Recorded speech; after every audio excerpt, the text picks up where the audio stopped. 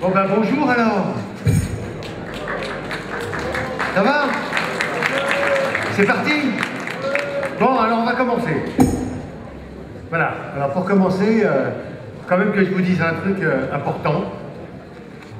C'est qu'aujourd'hui, j'ai 15 ans. Mais je suis au début de l'âge mûr, vous avez raison. Ouais. Je suis plein d'énergie, vous avez vu, avec mon tambourin. Et je suis plein de projets partagés. Voilà. Ouais. Mais je pensais pas que tout le monde viendrait à ma petite fête, hein, quand même. Hein. Alors c'est vrai qu'on a envoyé beaucoup d'invitations, mais tout de même. Ah non, c'est Suzanne et Jean-Philippe qui vont être contents. Et Bernard aussi, et François. François. Le garagiste. Émilie. La coiffeuse. Voilà. Kevin, l'écolier. Jeannot, le retraité. Sylvie sur le marché. Annabelle dans le poste. Marco, l'agriculteur. Karim, le destituteur. Antoine, le pharmacien. Vous les connaissez tous. Eh oui, on est une grande famille. 30 000 papas, 30 000 mamans. Dans la famille Parc, régionale, naturelle, du Verdon, je demande le crieur. Eh ben, me voilà. Je suis là. Ah là, quand ça sonne comme ça veut dire que j'ai une annonce qui vient d'arriver. Alors, les annonces, elles sont là. Vous voyez, c'est ça le format. Alors voilà, je vais vous les lire. Alors, c'est ma belle, j'ai 10 ans et je voudrais que les gens aident les personnes âgées à porter leurs courses. Vous êtes d'accord? Bon, alors on est d'accord. Parce que dans la famille Parc, je suis un des tisserands de la coopération. Voilà, le fil, c'est les actes. Et la trame, c'est l'humain. Je crie tout haut ce que les gens s'écrivent tout bas. D'une gorge à l'autre, les messages rebondissent. D'une gorge du Verdon à la gorge du crieur, les mots partagés quittent l'habit de projet pour prendre celui des actes. Pas mal ça. Ah! C'est Christophe. Sylvie, je profite de ce que vient de dire le crieur pour te demander en mariage. Waouh! C'est encore ma belle. J'ai toujours 10 ans. Et je voudrais savoir ce que c'est un forum. Alors, un forum, ma belle, c'est la place où, pendant l'Antiquité, les hommes se réunissaient. Voilà, ils arrivaient seuls, avec un problème, tout le monde donnait son avis, et ils repartaient plus forts. Ça a donné fort homme. Bon, un crieur, ça aime les mots, hein, jouer avec l'essence des mots. Tout ce qu'on va se dire sera le carburant du lien qui traversera le territoire et le rendra encore plus vivant. Tiens, je vais prendre un mot au hasard. Mais alors vraiment au hasard. Hein, coopération. Alors dans coopération, il y a opéra. Parce que j'en suis sûr, faire ensemble enchante. Dans coopération, il y a aussi Sion. Comme Sion du bois, pour la mer. Non, ce n'est pas pour eux qu'ils scient, mais pour une vieille dame. Ils s'y mettent à plusieurs, ils lui font son bois, et c'est ça l'entraide. C'est pour, comme ça, chacun donne sa contribution. Sion du bois. Et tout le monde est plus heureux. Dans coopération, il y a ration, qu'on partage. Dans coopération, il y a deux hauts qui font oh, pour appeler l'autre, ou qui font oh, parce qu'on est fiers de ce qu'on a fait. Pour la famille Parc, faire ensemble, c'est mieux que seulement faire avec. Dans la famille Parc, on ne regarde pas l'autre pour ce qu'il a, mais pour ce qu'il est. Ah, ils sont tous comme ça, les invités de cet ANI congrès Versaire. Aujourd'hui, c'est une grande fête. Et pas seulement parce que j'ai 15 ans, mais parce qu'on va conjuguer le verbe coopérer à tous les temps et à toutes les modes. Vous savez, c'est un verbe transparent, participatif, communicatif, motivant. Dans le Verdon, on le conjugue à toutes les personnes, les jeunes comme les vieux, les nouveaux et les anciens, les valides et les handicapés. Ah, c'est pas toujours facile, mais on y croit, nous, à cette grammaire-là. Monsieur le crieur, dans les Vosges l'an dernier, juste avant de se quitter, tu nous as lu une annonce. Un habitant propose quelque chose de simple à faire ensemble. Est-ce que tu pourrais nous la relire ? D'accord. Cette annonce, c'est une façon de se dire bonjour, une façon d'ouvrir le forum, une façon de commencer à faire ensemble. Un habitant propose quelque chose. Voici l'annonce. J'aimerais que tous ceux qui entendent ce message se tournent vers leur voisin le plus proche et se serrent la main, et se fassent la bise, ou même se fassent un câlin. Alors je vais compter jusqu'à 3. D'accord ? À 3, on se prend dans les bras. Attention, 1, 2, 3. Joyeux anniversaire, joyeux anniversaire.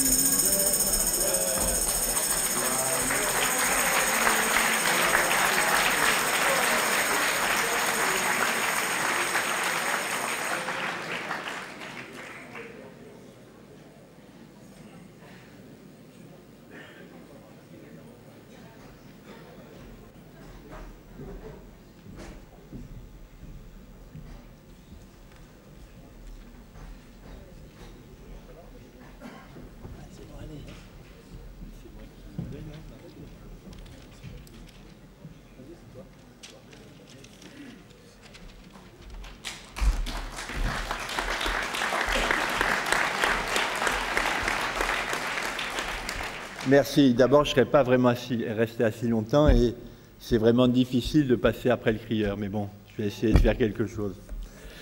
Monsieur le préfet des Alpes de Haute-Provence, Madame la vice-présidente au développement soutenable, environnement, énergie et climat à la région Provence-Alpes-Côte d'Azur, Madame la conseillère régionale en charge des parcs naturels régionaux de la région Provence-Alpes-Côte d'Azur, Monsieur le conseiller général, Monsieur le président du parc naturel régional du Verdon, il est là, cher Bernard, Messieurs les présidents et élus des parcs naturels régionaux, Mesdames, Messieurs les élus, Mesdames, Messieurs les directeurs et agents de la Fédération et des parcs naturels régionaux, Mesdames, Messieurs, bonjour à tous et bienvenue dans le parc naturel régional du Verdon et plus précisément à Ops. Ops, qui est la capitale du Haut-Var, la capitale de la truffe, porte du Verdon, village de caractère dans tous les sens du terme. Excusez-moi, j'ai les chevilles qui enflent un peu, mais vous verrez, pour Ops, c'est normal. L'histoire d'Ops remonte au VIe siècle avant notre ère, avec une peuplade celto-ligure qui cultive le plateau Saint-Marc, un peu au-dessus d'Ops. Un peu plus tard, lors de l'invasion romaine, Jules César, qui était de passage dans la région, aurait dit, je le cite, « Je préfère être le premier à Ops que le second à Rome ». Pour ma part, je pense qu'il avait complètement raison. En ce qui me concerne, la place de second à Rome ne m'intéresse pas du tout, d'autant qu'il y a le congrès des parcs à préparer. Le 2 décembre 1851, Louis-Napoléon Bonaparte, qui était président de la République depuis 2 ans, s'empare de la totalité des pouvoirs, à la suite d'un coup d'État. La Constitution lui interdisant de se représenter aux élections de 1852, tout simplement, il la dissout. C'est des fois des moyens assez efficaces. Ops a été, et j'insiste, le centre de l'insurrection varoise contre les troupes de Louis-Napoléon Bonaparte et la colonne du Var qui devait rencontrer la colonne des Alpes de Haute-Provence a été taillée en pièces à Ops le 10 décembre 1851. À la suite de ces événements, deux édifices ont été érigés sur la commune, D'une part, Notre-Dame de la Délivrance, qui est au-dessus du village sur les remparts en 1853, et également un obélisque, vous êtes peut-être passé devant, descendant sur les structures du parc. Pour le 160e anniversaire, la commission culture du parc, je salue son président qui est par là, a d'ailleurs réalisé un important travail d'analyse des faits et des conséquences encore actuelles de ce mouvement qui était populaire et spontané. 1905, c'est séparation de l'Église et de l'État, l'inscription liberté, égalité, fraternité est peinte sur le fronton de la collégiale Saint-Pancrace. Il va sans dire qu'elle est toujours entretenue avec soin. Deuxième Guerre mondiale, Obs est un haut lieu de la résistance avec le maquis Valier, ce qui vaut à la commune la décoration de la croix de guerre avec palme à titre collectif. En dehors de la collégiale Saint-Pancrace et de Notre-Dame de la Délivrance que je viens de vous citer, nous avons à Obs quelques édifices remarquables comme la tour de l'horloge qui a un campanile et un cadran solaire qui est classé au monument historique. Nous avons la tour Sarrazine qui était la porte principale d'entrée du village, la porte des Airs, le couvent des Ursulines qui date du Xe siècle et dans la chapelle du couvent des Ursulines, nous avons le musée Simon Segal avec plus de 280 œuvres ainsi que le musée de la Résistance. Bon, j'espère que vous aurez le temps pendant le congrès de flâner dans les ruelles. Pour les plus studieux d'entre vous, s'il y en a dans l'Assemblée, bien sûr, il vous faudra revenir pour admirer tout ça. Au niveau des principales productions agricoles de la commune, on a de l'huile d'olive qui a une AOC Provence, du vin avec une plantation récente de chardonnay blanc et de pinot noir, des truffes, la Tuber melanosporum, Obs étant le premier marché de détail français avec la commercialisation d'une tonne et demie par an, et un marché hebdomadaire tous les jeudis, ça commence le dernier jeudi de novembre jusqu'à fin février. Depuis 2 ans, on commercialise aussi notre truffe, la truffe blanche, Tuber estivum, qui n'a rien à voir avec la truffe noire, et sa production c'est juin-juillet. L'activité commerciale sur Obs est importante. On a plus de 140 commerces et artisans pour une population de 2147 habitants. Il y a une saison touristique aussi importante et à la pointe juillet-août, la population de la commune est à peu près multipliée par 3. Au niveau, et ça c'est vraiment, je vous demande beaucoup d'attention, les activités sportives locales sont la chasse et les boules. Avec plus de boulistes et de chasseurs que d'électeurs, mais le cumul dans ce domaine est tout à fait légal, voire même recommandé. D'ailleurs, je vais me tourner vers Bernard Clapp. Je sais qu'il y a des ministres qui viennent ces jours-ci. Si tu peux intervenir pour que ça ne soit pas légiféré au niveau du cumul, parce que sinon on a une deuxième 1851. Voilà. Pour l'adhésion au parc naturel régional du Verdon, Obs, une fois de plus, par rapport aux autres communes, s'est démarqué. Le 1er août 1996, le conseil municipal se prononçait sur cette adhésion et le résultat, c'était 9 voix pour, 9 voix contre, une abstention.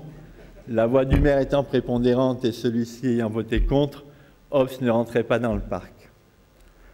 S'en est suivi une consultation publique, non pas un référendum, hein, c'est le thème impropre. En janvier 1997, les options ont été appelées aux urnes.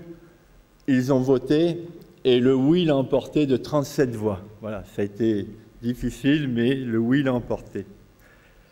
Le conseil municipal a à nouveau délibéré et cette fois, on était 10 voix pour et 9 voix contre.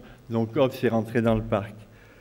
Je vous dis ça parce que pour nous, c'est vraiment une immense satisfaction de voir Obs aujourd'hui au cœur d'un événement tel qu'est celui du Congrès national, en présence d'élus qui, à l'époque, étaient opposés à l'adhésion au parc, et j'insiste, qui aujourd'hui sont pleinement impliqués dans les structures du parc, comme quoi un bon projet finit toujours par fédérer.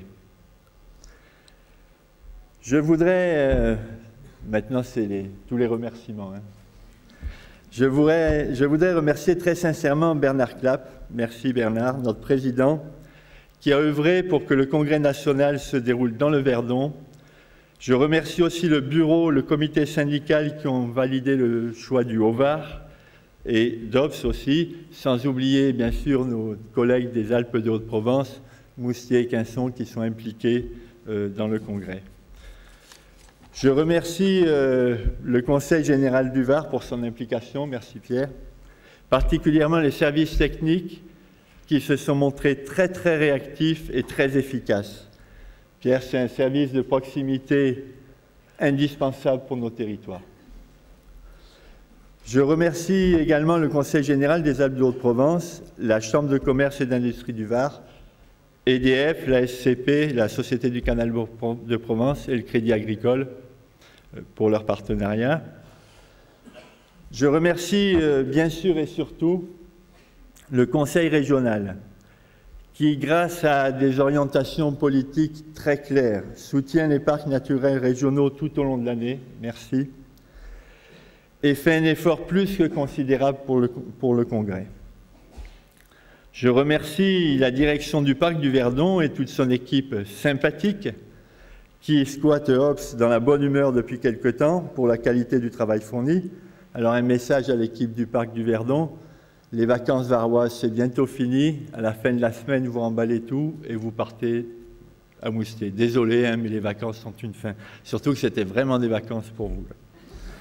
Je remercie le personnel communal pour son investissement et bien sûr tous les bénévoles que nous avons exploités. Merci pour votre écoute et bon congrès à tous.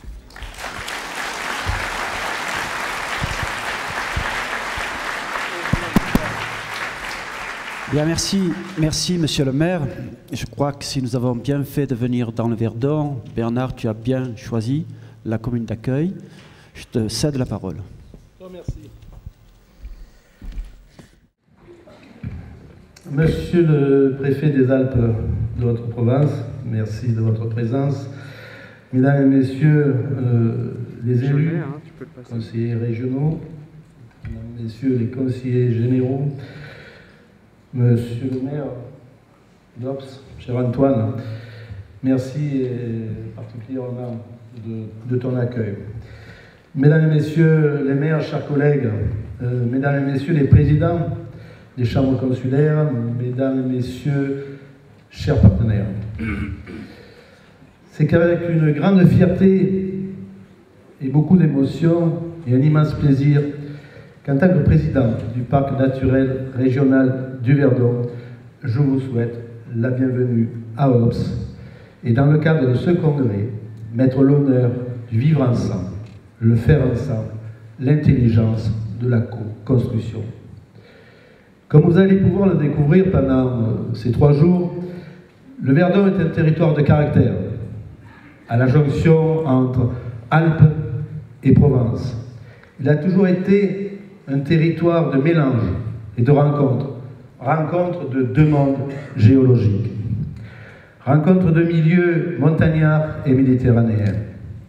Au-delà de la grande biodiversité naturelle qui en résulte, le Verdon est aussi une terre de rencontres culturelles et les différentes activités agricoles qui se sont succédées ont façonné des paysages exceptionnels mondialement connus. De tout temps, lieu de passage, de transhumance, qui se perpétue aujourd'hui dans l'accueil de nombreux visiteurs, le territoire vit aujourd'hui principalement de son agriculture et de l'activité touristique. Ce fort caractère, le Verdon le doit aussi à ses hommes et ses femmes, qui depuis la préhistoire ont persisté à y vivre, à y travailler, malgré la rudesse de la topographie et l'âpreté des terres. Aux confins de 2 départements, le Verdon et surtout les Grandes Gorges ont longtemps été considérés comme une zone sauvage et rude, qu'il valait mieux contourner. L'intérêt est venu de l'État au XIXe siècle, et il a toujours été lié à l'eau. Cette rivière torrentielle, souvent abondante, en pleine Provence, a été au cœur de nombreuses convoitises et autres projets d'aménagement qui ont abouti à la création au XXe siècle de 5 barrages hydro hydroélectriques. L'eau du Verdon est une grande richesse. Elle irrigue un bassin versant, mais c'est également l'intérêt national en permettant à EDF de produire 25% de l'électricité consommée en région Provence-Alpes-Côte d'Azur. Et à la Société de Canal de Provence d'alimenter en eau plus de 2 millions d'habitants, 600 industries et l'irrigation de 6000 exploitations agricoles. Cependant, nous avons ce souvenir que pour arriver à ce résultat, le territoire a été fortement mis à contribution. Des terres agricoles, des fermes ont été expropriées, un village entier a été noyé. Ce fut un grand traumatisme qui est encore ancré dans notre mémoire collective et qui fait que nous sommes toujours méfiants quand un nouveau grand projet nous arrive de la capitale. Depuis, l'eau a coulé et le parc a été porteur d'une volonté d'aller de l'avant. Dans le cadre de l'animation de son schéma d'aménagement et de gestion des eaux, des partenariats forts ont été conclus avec les principaux usagers de la rivière que sont EDF et la SCP, mais aussi avec tous ses utilisateurs. Ces coopérations sont constructives. Elles permettent la mise en œuvre de nombreuses actions bénéfiques à la rivière et à ses usages. Le principe de solidarité amont-aval a été complété aussi par celui de la solidarité aval-amont. Vous l'avez compris, l'eau, c'est la colonne vertébrale de notre parc. Elle est au cœur de toutes nos préoccupations. Ce parc a mis du temps à voir le jour, plus de 6 ans. Ses débuts ont été difficiles et ont placé la question de la participation du plus grand nombre au cœur de nos préoccupations. Et elle se traduit dans notre organisation par l'ouverture des commissions thématiques aux associations locales, la création d'un conseil de développement permettant l'implication des citoyens. Elle se traduit également dans la manière de conduire nos démarches, chantier et inventaire participatif, concertation des acteurs concernés par les actions, appel à volontariat. Cette capacité d'animation, de médiation au service d'un territoire exceptionnel, c'est ce qui nous distingue en tant que parc des autres structures intercommunales. Cette capacité à faire une place à chaque élu, à chaque association, aux citoyens, dans la mise en œuvre de notre projet collectif, faire que l'accès à un environnement préservé, à une alimentation de qualité, à des activités économiques de proximité, répondant aux besoins immédiats de la population, c'est ce qui nous distingue. Cette volonté de mettre en cohérence la production avec la gestion de nos ressources pour redonner espoir aux nouvelles générations d'une vision constructive de leur avenir pour une mosaïque performante et innovante de projets dans un travail collectif intégré, c'est ce qui nous distingue.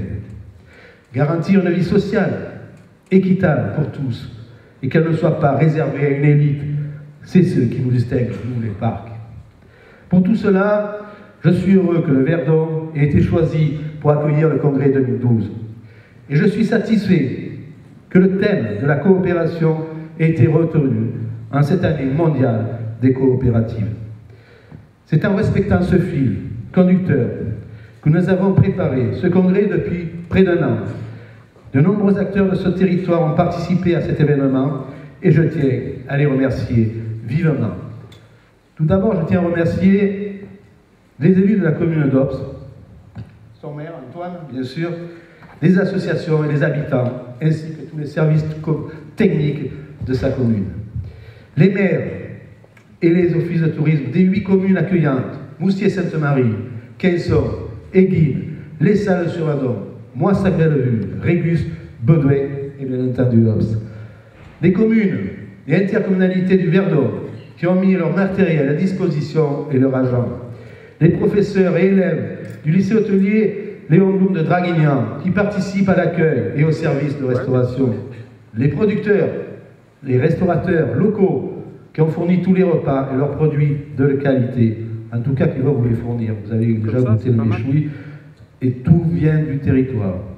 Les partenariats qui ont contribué aussi à la préparation, qui seront présents dans les 17 circuits organisés jeudi après-midi. C'est eux qui ont permis aussi, un peu dans l'innovation, d'ouvrir le congrès aux acteurs du territoire en étant présents au marché de l'initiative et surtout À la 4e journée, un congrès plus festif, plus culturel et destiné à notre population.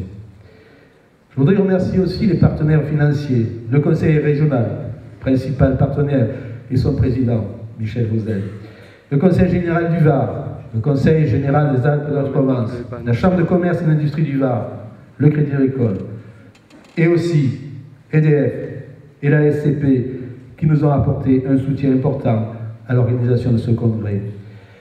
Je voudrais remercier aussi les élus des 5 parcs naturels régionaux de région Provence-Alpes-Côte d'Azur, la Camargue, le Luberon, le Queyras, les Alpilles, le tout nouveau, le petit, le Pichou comme on dit chez nous, le Préalpes d'Azur, pour que ce congrès soit aussi leur congrès et cette réussite soit une réussite commune. Et je ne finirai pas ce discours sans, personnellement, et avec beaucoup d'émotion, remercier toute l'équipe du parc, c'est pas mon équipe, parce que c'est l'équipe des habitants de ce territoire. Je reste toujours à dire que le parc, c'est la population. La structure, elle est là pour être au service de la population. Et remercier toute l'équipe de ce parc pour son implication dans la préparation de cet événement. Car c'est sans compter, avec beaucoup de passion, qu'ils ont travaillé pour ce congrès. Ils en ont pleuré, soit une véritable réussite collective. Merci encore à vous tous pour votre implication et bon congrès.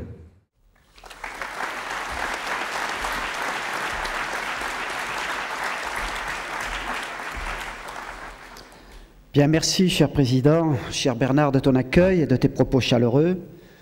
Et je suis particulièrement heureux d'ouvrir avec toi ce congrès 2012 du réseau des parcs naturels régionaux de France dans le parc du Verdon.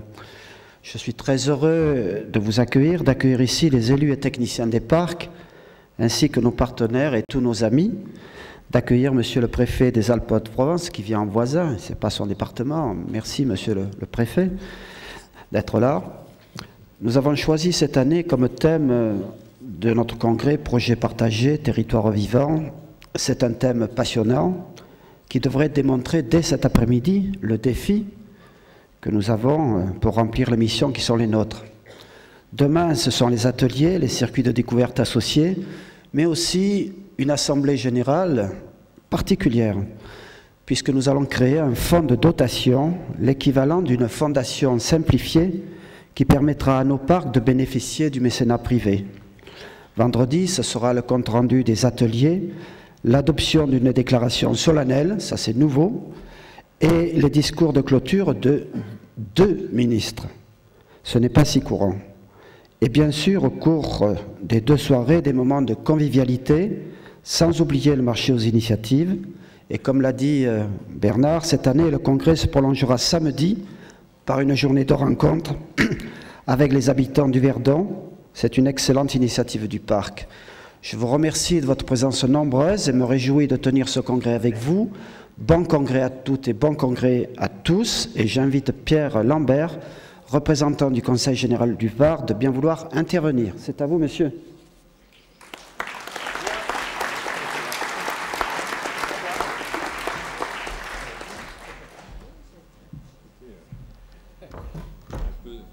Un peu surpris par le chrono, parce que d'habitude, mais merci de me céder la parole.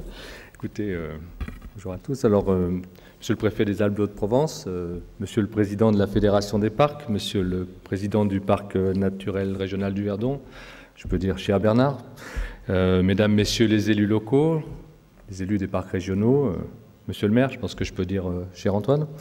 Enfin, Mesdames, Messieurs, après le maire d'Ops et avant la conseillère régionale, il m'appartient au nom du Conseil général du Var, de vous accueillir dans notre département et de vous remercier de l'avoir choisi pour tenir votre congrès national. Je suis d'autant plus à l'aise pour le faire que la salle où nous sommes réunis a été construite par le Conseil général du Var, même si elle n'a pas d'habitude cette utilisation. Je suis très content qu'on ait pu utiliser le gymnase du collège pour pouvoir recevoir le congrès national des parcs régionaux. Donc je suis Monsieur Lambert, je suis le conseiller général du canton d'Ops. C'est un canton qui est à la fois très grand, puisqu'il fait 300 km², et aussi très petit, puisqu'il n'y a que 3000 habitants, 6 communes. Le président du Conseil général, M. Horace Lanfranchi, m'a donc demandé, en tant qu'élu départemental de proximité et aussi en tant que membre du bureau national du parc naturel régional du Verdon, donc au nom de notre département, de vous présenter le Var, puisque Antoine Faure vous a présenté sa commune, je vais vous présenter le Var, vous y restez quelques jours.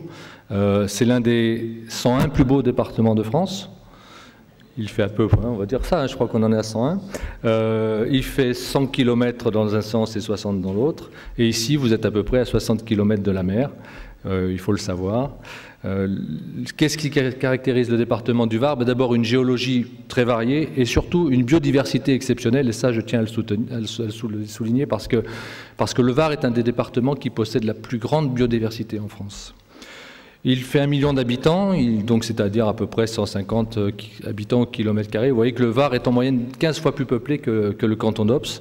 Donc ici on a beaucoup d'espace et cet espace on l'utilise à la fois pour avoir un parc naturel régional, c'est le parc du Verdon, mais nous avons aussi dans le Var un parc national, c'est le parc, alors il est beaucoup plus petit, c'est le parc de Porquerolles, avec Porquerolles et un petit bout de la presqu'île de Gien. Le climat, écoutez, vous êtes très chanceux parce qu'il pleut 45 jours dans l'année, et normalement c'est surtout en octobre et en avril. Alors j'espère qu'on va pouvoir passer à travers les gouttes, sinon sachez qu'il y a 3000 heures d'ensoleillement, et ça a une conséquence importante. La conséquence, c'est que la première économie de nos départements, c'est le tourisme. Au mois de juillet, nous avons dans le département du Var 5 millions d'habitants, et donc en fait, en termes d'infrastructures, ça nous oblige à avoir des infrastructures pour pouvoir recevoir tout ce monde-là. Un autre pan important de l'économie, c'est l'agriculture, avec essentiellement la viticulture. Alors, puisque vous venez dans le Var, j'aimerais que vous reteniez 2 choses. La première, c'est qu'on ne fait pas du rosé en mélangeant du vin rouge et du vin blanc. Ça, c'est la première chose. Et la deuxième, puisque mon ami a parlé d'oléiculture, sachez que les olives vertes et les olives noires poussent sur le même arbre. Voilà, ça, c'était important. J'aimerais que quand vous retournez chez vous, vous ne l'oubliez pas. Voilà. Première destination touristique régionale aussi, c'est important. On a fait une étude à l'entrée de la région PACA, et quand on demande aux gens où est-ce que vous allez en région PACA, le numéro 1, Gorge du Verdon, le numéro 2, les Calanques, numéro 3, Porquerolles. Donc des sites remarquables, les Îles-d'Hyères, je pense que vous avez dû entendre parler d'un petit village du Var qui s'appelle Saint-Tropez. Ça, je pense que vous connaissez bien. Et puis tout près d'ici, ça vous aurez sûrement le temps de le voir, les Gorges du Verdon, avec soi-disant le plus grand canyon d'Europe, 700 mètres de falaise. Je suis allé à Grèce dans un parc national, ils m'ont dit, nous on a les plus grandes falaises, ça fait 900 mètres. Alors j'ai pas mesuré, mais sachez qu'ici, vous avez le canyon du Verdon et le lac de Sainte-Croix. Pour nous qui sommes originaires de la région, c'est un peu drôle parce que en 1975, on manifestait contre le barrage de Sainte-Croix. Et je crois que s'il n'avait pas été fait à cette époque-là, on ne le ferait plus maintenant. Donc l'histoire est des fois intéressante. Il faut savoir que c'est, je pense, une très belle réussite sur le plan touristique, sur le plan économique. Et je pense que sur le plan écologique et humain, je crois que le temps fera qu'on oubliera ce village noyé. Voilà. Alors, le président m'a demandé de vous parler de l'action départementale. C'est un peu comme l'agriculture. Si vous pouvez retenir une chose, retenez juste ça, 8 territoires. Comme vous avez dû l'entrevoir, pour ceux qui sont venus avec les navettes, notre département, il est à la fois très semblable. On parle tous le même patois dans le département. Et puis on a un seul club de rugby. Alors ça, c'est ce qui nous fédère. Mais après, par contre, on est très hétérogène. Il y a la mer, il y a la montagne, il y a la ville, il y a la campagne. Et donc le Conseil général du Var a créé 8 territoires dans le département pour mieux répondre aux besoins des Varois et pour rapprocher la décision politique du citoyen. Alors ces territoires s'appuient sur des schémas de cohérence territoriale et possèdent chacun une maison départementale, comme nous avons ici à Ops pour le territoire au Var-Verdon et qui est fait pour les 4 cantons environnants. Alors chaque territoire constitue un espace de vie qui a ses propres besoins, ses propres logiques de développement, et ça sert de référence pour mettre en pratique les politiques publiques qui se déclinent sur 3 niveaux. Nous avons des schémas départementaux, comme le schéma départemental du tourisme, le schéma départemental des transports, le schéma départemental des routes. Ensuite, nous avons dans chaque territoire les contrats de territoire qui sont des véritables pactes de développement où le Conseil général investit dans les communes des territoires pour développer les territoires. Et puis le dernier point qu'on a, c'est pour affiner et pour améliorer nos politiques publiques et départementales, nous avons des contrats d'objectifs. Voilà, ça c'était pour donc comment fonctionne le département du Var sur le plan de l'action publique. Le troisième point, eh bien, ça va être la relation entre le département du Var et le parc naturel régional du Verdon. Car si vous avez vu que le département est très varié, une caractéristique, c'est que les communes qui sont membres du parc naturel régional, eh bien, elles sont très similaires entre elles. Et elles sont non seulement similaires entre elles, mais aussi elles sont très similaires et très semblables aux communes de l'autre côté du Verdon, dans les Alpes de Haute-Provence. Et donc, parce que vous savez que le parc naturel du Verdon, ça a été souligné, mais il y a d'autres parcs dans ce cas-là, hein. Il est sur 2 départements, il est à la fois dans les Alpes de Haute-Provence et dans le Var, et ce sont des départements qui sont de taille et de typologie très différentes. Ici, c'est facile parce qu'on est à équidistance entre Digne et Toulon. Donc nous, c'est assez facile pour nous, mais le problème, c'est que nous, on n'est pas tout près de Toulon, mais des fois de Toulon, on est très loin, donc c'est plus compliqué. Et donc, le département du Var, il intervient dans la gestion du parc du Verdon, dans le syndicat mixte. Il participe à hauteur de sa cotisation statutaire. Et puis aussi à des actions ponctuelles qui sont plutôt dirigées par la direction de l'environnement. Voilà. Alors, c'est vrai que si le parc naturel régional est présidé par un Varois, ça, il faut le reconnaître. Il y a des différences, on va dire, la différence structurelle entre les 2 départements, la localisation des instances décisionnelles et puis aussi la nature régionale du parc naturel, eh bien, ça fait que l'implication des départements, elle est un petit peu, on va dire, inversement proportionnelle à leur taille réciproque. Il faut savoir que le département du Var, je vous l'ai dit, c'est 1 million d'habitants. Le département des Alpes de Haute-Provence, c'est 160 000 habitants. Donc vous comprenez qu'on n'a pas les mêmes territoires et surtout qu'il n'y a pas la même vision. Et ça, c'est compensé par une implication très importante des mairies, des communes qui sont adhérentes dans le parc naturel régional du Verdon. Vous le verrez d'ailleurs parce que tout au long de ce congrès, aussi bien au niveau de l'origine des différents élus que des représentants de l'État, eh bien le Var, c'est vrai, a un manque de visibilité au titre de département dans le parc naturel régional. Néanmoins, je vous souhaite à tous un excellent court séjour, on va dire, un court séjour dans le Haut-Var. Je vous souhaite un bon congrès et puis j'espère que vous aurez à cœur de revenir plus longtemps, ultérieurement, dans notre département. Merci à tous. Bien. Merci, Monsieur le Conseiller général. Et maintenant, je demande à Annick Delay, ma collègue à la région, vice-présidente au développement soutenable, environnement et énergie de la région Provence-Alpes-Côte d'Azur, de s'adresser à vous. C'est à toi, Annick. Merci, Jean-Louis. Monsieur le préfet, mesdames et messieurs les conseillers régionaux et chers collègues, Jean-Louis, s'il n'y avait pas la parité au conseil régional, c'est sûr qu'on ne serait pas 4 mais 5 hommes. Mesdames, messieurs les conseillers généraux, monsieur le maire, monsieur le président du parc du Verdon, cher Bernard, et mesdames et messieurs les présidents des parcs, mesdames, messieurs, et je peux dire cher Louis. Bienvenue en Provence-Alpes-Côte d'Azur. Vous voyez qu'on fait les choses bien parce que vous avez le soleil. Bienvenue dans cette région si belle et si contrastée. Une région riche de sa biodiversité, de ses paysages, et qui soulage l'urbanisation irréfléchie des années 60 de son littoral. Une région dont on vante la douceur du climat, mais où les pics de pollution peuvent atteindre des niveaux exceptionnels, et où la nature peut transformer nos forêts en brasiers, nos rivières en torrents dévastateurs.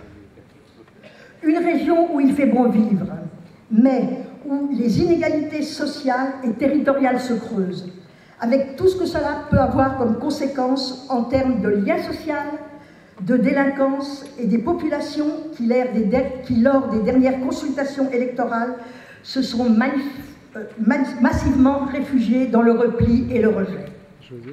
Dans ce paysage de contraste, nos 6 parcs naturels régionaux, oui 6, car nous avons eu la joie de voir la création du parc naturel régional Les Préalpes d'Azur, comme l'a souligné Bernard, en mars dernier. Donc bienvenue et bon vent à notre petit dernier. Il est et ils sont, comme les territoires en voie de classement, pour nous, une véritable opportunité.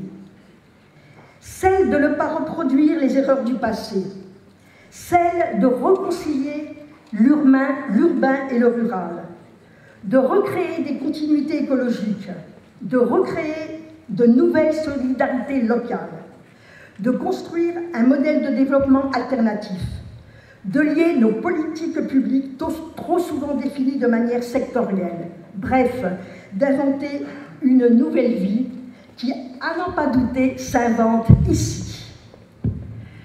Quelle belle devise que celle des parcs naturels régionaux. Une autre vie s'invente ici. Une devise que nous faisons nôtre, tant le modèle économique qui prévaut aujourd'hui dans le monde est source d'inégalité sociale, de pollution, de bouleversements, dont les conséquences sont dramatiques et le seront encore malheureusement plus dans les années à venir. Jusqu'à quand accepterons-nous que les plus riches de ce monde voient leur richesse grandir sur le dos des populations les plus pauvres?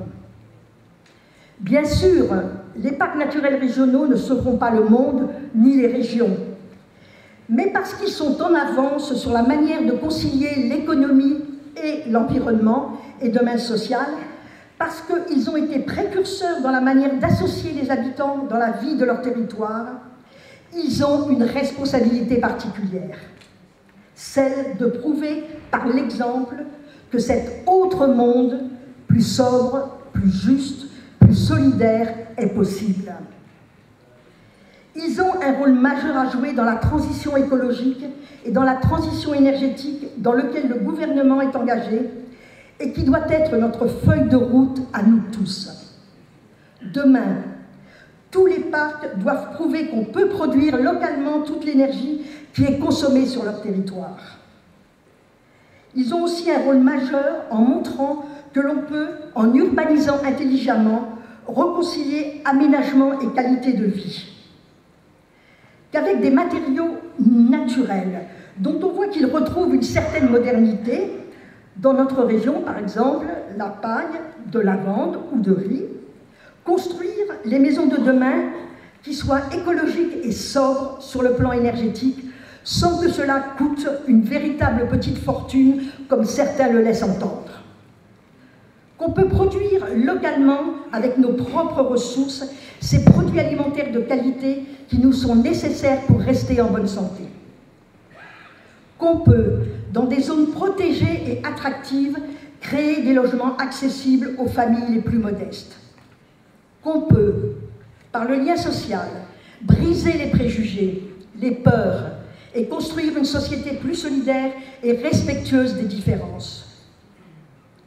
Les parcs ont cette mission de prouver que oui, c'est possible.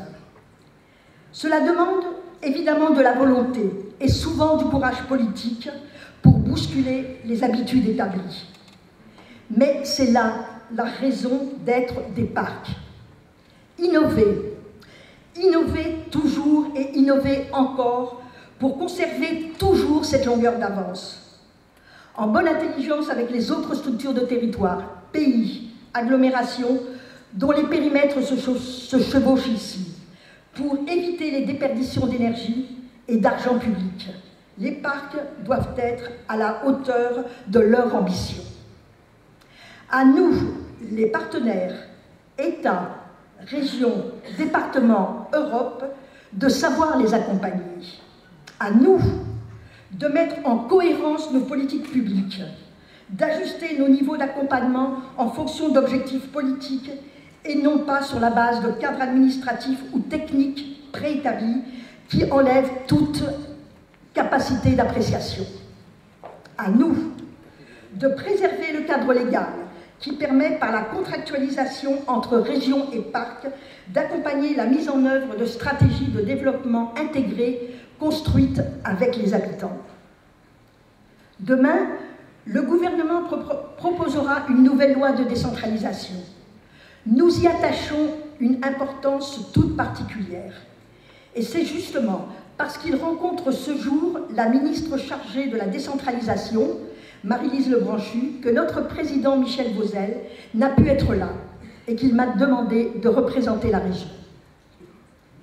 Cette nouvelle étape dans la décentralisation est pour nous porteuse d'un grand espoir.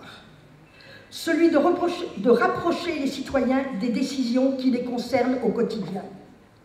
Celui de lier nos politiques et de mettre un terme à cette approche qui consiste à cloisonner des politiques publiques sectorielles trop souvent définies indépendamment des unes et des autres.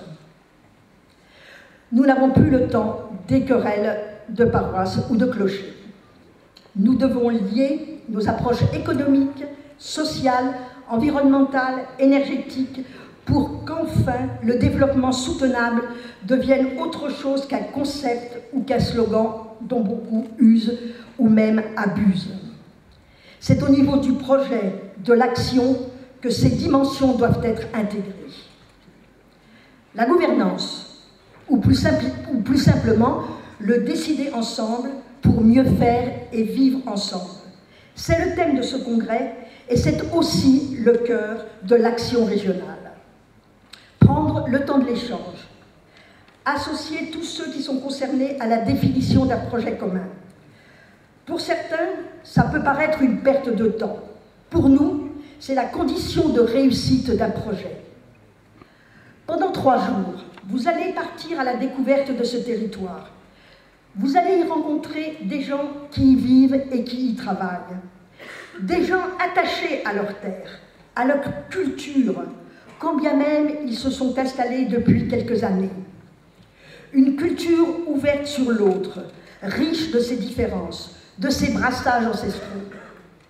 Vous allez découvrir la Provence sur une autre facette que celle que nous avons l'habitude de voir ou qui est donnée à voir par notamment les médias. Vous allez avoir cette chance de découvrir cette Provence de manière plus intime. À n'en point douter, ce congrès, historique par la période difficile dans laquelle il s'inscrit, doit être fondé sur la solidarité urbain-rurale, la solidarité intergénérationnelle et sociale, l'innovation, l'expérimentation, la gestion intégrée des espaces naturels, la gestion rationnelle des ressources, la structuration, la mise en cohérence du territoire et la gouvernance. Tous ces mots, je sais, vous les connaissez, ils ont été repris 100 fois, mais ils illustrent des concepts bien réels dans les fondamentaux des parcs naturels régionaux qui posèrent les premiers jalons du développement soutenable bien avant Rio, non pas 2012, mais Rio 1992, qui lancèrent, bien avant le schéma régional de cohérence écologique, les continuités écologiques et qui imaginèrent, il y a maintenant plus de 40 ans, un chemin pour réaliser dans les territoires ruraux l'égalité des territoires. Visionnaires, les parcs naturels régionaux, utopistes, les parcs naturels régionaux, révolutionnaires, les parcs naturels régionaux. Vous aurez l'occasion de dire comment vous voyez les choses et comment vous voyez votre avenir. Nous attendons beaucoup de vos réflexions, de vos prises de position au moment où se prépare justement ce nouvel acte de décentralisation. Nous sommes convaincus que les territoires de projet ont de l'avenir, qu'ils sont les leviers essentiels d'un aménagement équilibré du territoire. Nous souhaitons que soit pleinement reconnue, au travers de la contractualisation entre régions et parcs, la possibilité d'accompagner la mise en œuvre de stratégies de développement intégré, construites avec les habitants, au regard du changement climatique qui va impacter toutes nos régions, mais particulièrement Provence-Alpes-Côte d'Azur, puisque, selon les experts, nous allons être un hotspot. Alors, effectivement, tournons-nous vers l'avenir. Innovons ensemble, parcs et régions, pour la biodiversité, la transition énergétique, le développement rural. Oui, nous pensons qu'il est important de renforcer la légitimité, la reconnaissance, le rôle et les missions des parcs naturels régionaux sur leur territoire. Les chartes des parcs doivent dessiner demain, avec les nouveaux schémas régionaux d'aménagement et développement durable du territoire, les strates, une nouvelle cohérence de l'action publique. Tout cela ne sera pas possible sans une culture participative à l'instar du programme proposé dans ce congrès. Je ne doute pas qu'il apportera de nouvelles pistes qui viendront enrichir la réflexion déjà engagée. Le contenu est particulièrement enthousiasmant. Le parc du Verdon et la Fédération des parcs travaillent d'arrache-pied avec l'aide de nombreux partenaires au succès de ce congrès, illustrant déjà par cette organisation la nécessité impérieuse de faire ensemble pour mieux vivre ensemble. Je ne saurais évidemment conclure sans remercier, comme l'ont fait mes prédécesseurs, très sincèrement, très vivement, tous les organisateurs, membres des PNR et tous les bénévoles. Et je souhaite que vous les applaudissiez déjà.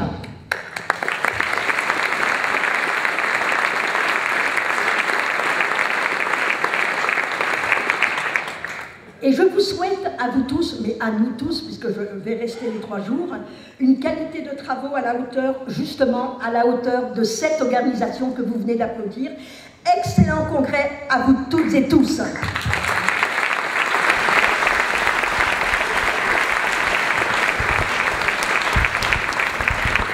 Eh bien, merci, cher Annick, merci, chers collègues, d'avoir permis la réalisation de ce congrès. Nous allons maintenant assister à la projection du clip de présentation des acteurs du territoire, Faire ensemble un paradoxe réalisable, réalisé par l'association Eau de Zone pour le Conseil de développement du territoire du Parc naturel régional du Verdon. On envoie le clip. On peut rester là, on regarde. Voilà.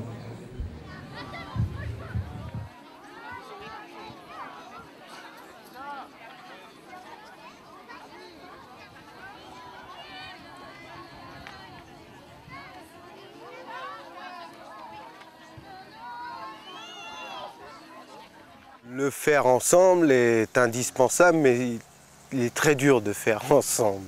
Parce que peut-être aussi on travaille dans le monde agricole et que ce monde agricole est trop corporatiste. Les manadiers sont farouchement individualistes et c'est très compliqué d'arriver à faire des actions collectives. C'est plus de la collaboration, mais de là à dire qu'on a des projets ensemble, on ne peut pas dire ça, je pense pas. Le soutien, c'est de me faire paraître le soutien, comme tout. C'est le plus gros qui va essayer de tout prendre et le petit qui va essayer de s'en sortir avec le peu qu'on leur laisse. On a réussi à faire des choses simples qui concernent plus le quotidien, même si on ne s'entend pas tous forcément comme des amis, quoi. Mais on peut travailler ensemble. Ensemble, on est beaucoup plus, à la fois plus fort et plus intelligent. Dans n'importe quel groupe, le fait de confronter des idées, de scoltiner des oppositions, ça permet de dire ben, j'ai peut-être pas raison, l'autre, ça m'a énervé ce qu'il a dit, mais finalement, à la réflexion, c'est lui qui me fait avancer, quoi. Nous, par exemple, en tant qu'agriculteurs, on arrive à s'entendre pour s'échanger des productions, pour aller à des réunions sur des projets. C'est assez restreint, tu travailles toujours avec les gens avec qui tu as les meilleures idées. Nous, on est sur des CUMA où on travaille en entraide, mais ça ne se fait pas tout seul. Peut-être qu'il y a quelques années, on passait des contrats moraux, et ça a coulé de source. Maintenant, on est obligé d'écrire les choses, de faire des règlements intérieurs, de dire, voilà, toi, tu as 100 hectares, eh ben, tu vas travailler tant de jours et fournir tant d'heures de tracteurs.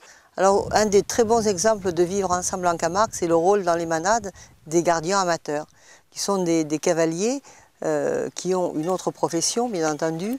Donc, dans les amateurs, il y a toutes les catégories socio-professionnelles, de l'ouvrier au PDG, en passant par le boulanger ou le pharmacien ou l'électricien. Et quand on est à la manade, tout ça ne compte pas. Tout le monde est au même rang, au même niveau. Et ça permet justement une amitié très forte entre des gens de conditions sociales complètement différentes qui, en dehors des taureaux, justement, n'auraient pas eu l'occasion de se rencontrer et de s'apprécier. Il y a un profond désir de créer un lien social entre tous et de faire des choses ensemble, un verger, des jardins collectifs, des actions pour les personnes âgées, des actions pour la sauvegarde du patrimoine. Ce que j'essaie de faire, c'est de travailler avec les compétences qui sont ici. C'est-à-dire l'important, je trouve, c'est que c'est pas qu'on ait des bacs plus 25, mais c'est qu'on ait quand même des compétences multiples et qu'on puisse comme ça être complémentaires sur un même territoire. Parce qu'on a le problème du déplacement. C'est-à-dire qu'aujourd'hui, si j'ai besoin d'un boulon de 12, eh ben, ça me coûte 1 heure. C'est idiot, mais c'est comme ça. Sur un territoire, pour moi, je trouve ce qui est bien, c'est voilà, qu'on ait à la fois des services et des contacts sur un réseau proche, quoi. Je pense que les actions collectives, eh ben, ça fait partie d'un outil indispensable pour la survie dans un petit territoire. Quand on habite dans cette partie des baronnies provençales, les villages sont très éclatés et c'est pas facile. Et donc déjà, qu'est-ce qu'on peut faire ensemble? C'est déjà de pouvoir créer des espaces où c'est plus facile de se rencontrer par des petits lieux qui nous permettent d'échanger de façon simple, hein, mais voilà, ou en tout cas de privilégier la rencontre. Moi, dans le Haut-Guil, je suis au bout du bout, et c'est pour ça aussi que je pense que je vais chercher les compétences des uns et des autres, parce que toute seule ici, je ne peux pas tout faire, c'est pas possible. Pour moi, ça va de soi qu'il faut faire ensemble, justement, et encore plus voilà, dans la campagne, encore plus en milieu rural où voilà, on est à chacun isolé dans notre coin, et donc l'idée, voilà, c'est de regrouper les énergies, les idées, les projets et les dynamiques. Plus on est sur un projet, plus c'est compliqué parce qu'il y a beaucoup de gens qui donnent leur avis, il y en a qui s'impliquent, il y en a d'autres qui s'impliquent moins. Je pense qu'il est plus sérieux de travailler sur des petits projets à petit nombre, avec des personnes qui s'entendent, qui sont prêtes à s'impliquer, plutôt que sur 25 ou 30 personnes où les gens se sentent obligés d'y aller au départ, mais qui ne vont pas suivre et pas s'impliquer sur le projet. Et c'est pas forcément sur les grands projets qu'on a les meilleures réussites. Dès que c'est trop gros, moi je me sens plus, c'est plus à mon échelle. Mais après, les plus gros, ils ont d'autres moyens, ils ont d'autres outils que nous on connaît pas, que moi je connais pas en tout cas. Et c'est pour ça que je me suis rapprochée de Nadège au parc, c'est parce qu'elle a sûrement des outils plus gros, plus intéressants que moi. Et c'est elle qui pourra me donner ce support qui fera avancer plus vite. On s'aperçoit que plus on est nombreux, plus on partage des outils, plus on apporte des idées ensemble, plus c'est possible. Ici, on a la chance d'être dans un endroit, le Verdon, où l'homme s'est installé il y a très très longtemps. Il y a plus de 400 000 ans, il y a des hommes, et eux, pour survivre dans des conditions qui étaient difficiles, ils ont dû coopérer. Dès le début de l'humanité, l'eau c'était la survie, et ça le devient de plus en plus. Et si on n'est pas capable, si chacun veut tirer la couverture à soi, ça ne peut pas fonctionner. Donc on est obligé de se mettre autour d'une table et de dire, bon ben, comment on fait, comment on se répartit les choses, comment on essaye de lâcher un peu de ce qu'on croit être ses droits. Et les gens parlent souvent de droits et jamais de devoirs. Après les terres de Cadonnet, elles sont quand même porteuses de finances et riches. Donc comment engager un changement pour libérer des terres pour nourrir les habitants? On est dans la même idée d'accompagnement du changement pour continuer à sculpter des paysages, un patrimoine comme on aimerait le faire. Le terrain, c'est le nerf de la guerre de ce territoire. Très convoité par l'immobilier, par la construction, tant qu'on arrivera à préserver nos terres agricoles, le territoire sera préservé, nos vaches aussi. Je pense qu'on peut peser dans la balance et dire qu'on existe et protéger nos terres. Les terres agricoles aux alentours des villages sont importantes et ne doivent pas partir en construction comme ça. Tourisme, agriculture, il faut trouver le bon équilibre. Pour passer de ce territoire hérité à ce territoire digéré, eh bien, il est très important d'aller sur le terrain. Et alors, pour des élèves qui sont peut-être du coin, du village, du lieu, aller ensemble sur le terrain et leur faire découvrir certaines choses, c'est une autre manière de voir le territoire qu'ils connaissent depuis toujours. Une autre manière de le voir, une autre manière de le questionner, une autre manière de l'appréhender, de l'aborder. Ça participe véritablement à cette dynamique d'appropriation du territoire. Et puis, d'avoir une réflexion sur c'est quoi demain, quoi. C'est quoi demain pour nous, qu'est-ce qu'on a envie ensemble que devienne ce territoire et qu'est-ce qu'on a envie de vivre ensemble, quoi.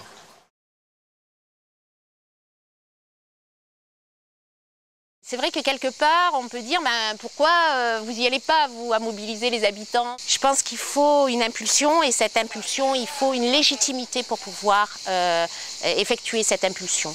Et je pense que les acteurs comme la mairie ont vraiment, ou le conseil général, ou les acteurs publics en général, ont vraiment cette légitimité que moi, je ne me sens pas d'avoir en tant que citoyen lambda.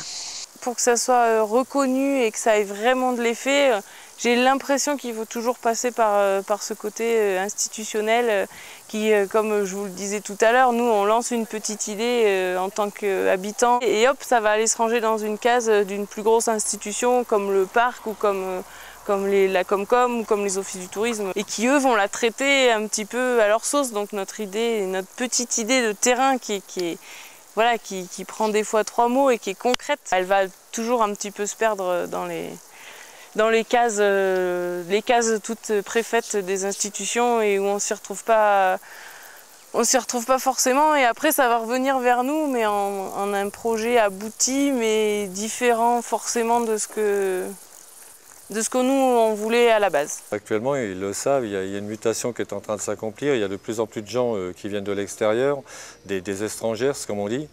Eh bien, plutôt que de se replier, de voir cela comme une agression, plutôt de le voir comme une richesse et d'accueillir ces gens-là qui souvent ont des parcours professionnels très intéressants, qui ont des compétences. Ils veulent rester discrets, mais en même temps, je suis sûr qu'ils sont prêts à proposer leurs compétences, leur professionnalisme dans des domaines qui forcément intéressent les municipalités. Ce que j'aurais à dire aux élus, aux institutions, merci d'entretenir des rapports simples et une écoute avec les habitants. Je pense que c'est très important. Un élu se doit en tout cas de représenter ça. Et puis après, à l'écoute aussi des habitants dans leur capacité, leur faire confiance dans leur capacité de développer le territoire. Une confiance aussi sur leur capacité de les accompagner dans leur mission d'élu. Il ne faut surtout pas écouter les structures comme le parc, il faut plutôt qu'elles soient à l'écoute. C'est elles qui recueillent et de ça sort une volonté commune et une coopération possible. Les experts, les bureaux d'études, c'est très important.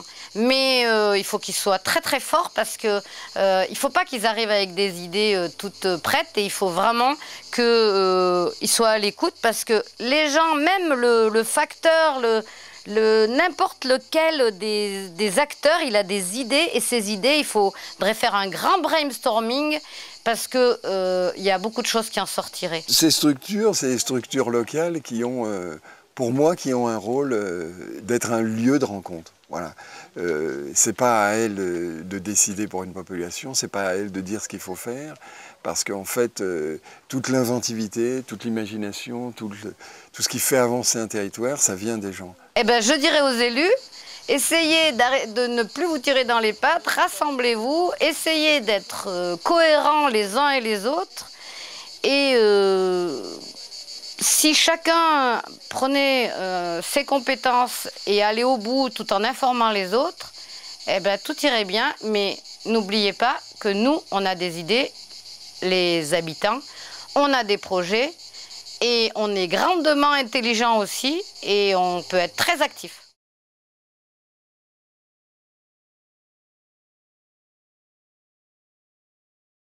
Alors, entre le parc et les habitants, je pense qu'on ne pourra pas faire l'économie de tensions, d'incompréhension. Mais c'est une bonne chose. C'est une bonne chose parce que cela veut dire que le parc interroge, les habitants interrogent le parc. Le parc doit être une structure au service des habitants pour leur rappeler qu'un territoire doit être géré. Un territoire comme le nôtre est appelé à être géré. Pourquoi? Parce qu'il en va de des activités humaines et il en va du patrimoine naturel, culturel que l'on va laisser aux générations futures. Par rapport au parc, c'est un outil qui est très important et qui est souvent mal jugé parce que mal connu. Souvent les gens prennent le parc comme quelque chose de réglementaire, de punitif, mais en réalité, c'est un outil et il faudrait vraiment apprendre à s'en servir. Et pour apprendre à s'en servir, il faudrait que les habitants le connaissent mieux, connaissent mieux ce qu'il peut apporter à chacun d'entre nous. Et souvent, les techniciens du parc sont un petit peu loin de la population. On a un lieu d'agglomération où il y a une mayonnaise qui prend, à condition que les gens puissent avoir le droit à la parole, qu'on les écoute et qu'on n'arrive pas avec des règles, des trucs tout faits, quelque chose qui arrive du haut et qui est imposé. Le parc est très grand, donc on vient aussi de territoires un peu différents qui n'avons pas les mêmes problématiques, donc ça permet une rencontre. Je trouve que ça peut être un élément fédérateur en fait, le parc. C'est des structures démocratiques. On peut adhérer à un parc quand une commune, demander à une commune quand est-ce qu'elle a adhéré à un département. On leur a jamais demandé le choix. Donc c'est vraiment une des rares structures démocratiques où on peut entrer, sortir, dire son point de vue, les envoyer promener, parce qu'ils n'ont pas de droit sur vous, hein, ils n'ont presque que des devoirs. Bah voilà, je suis super content qu'il y ait plein de monde.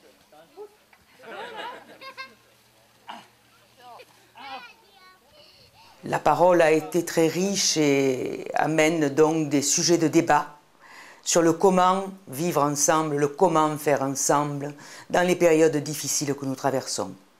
La réponse, nous ne l'avons pas, elle vous appartient. À mon avis, l'utilité de la démarche serait de redonner du sens à nos actions afin que les habitants participent et se retrouvent dans les projets que nous accompagnons. Comment construire collectivement et durablement, voilà la question. Quel est l'avenir de nos parcs dans les 20 ans qui se profilent? Aujourd'hui, les défis que nous lancent les habitants des territoires dans leurs interviews ne pourront être relevés qu'avec leur participation, d'une façon collective, une concertation concrète au niveau national.